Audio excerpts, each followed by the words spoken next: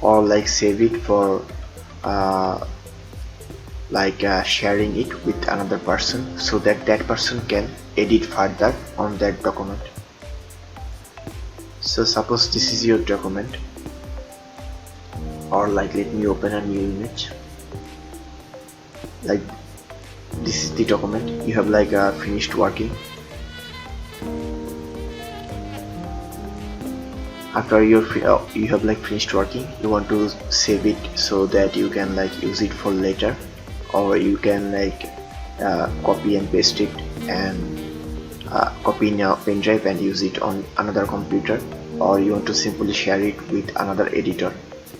Then all you have to do is go to file and click on save as.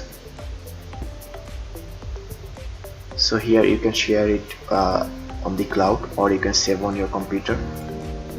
So I'm going to click on I have like clicked on save on computer, and here you will find the option to type the file name,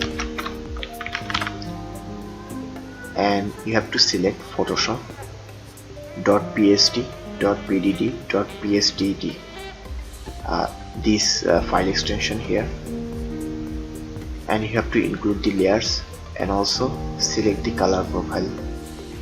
Once you have done that, you have to simply select the location for your saving and click on save and click on OK.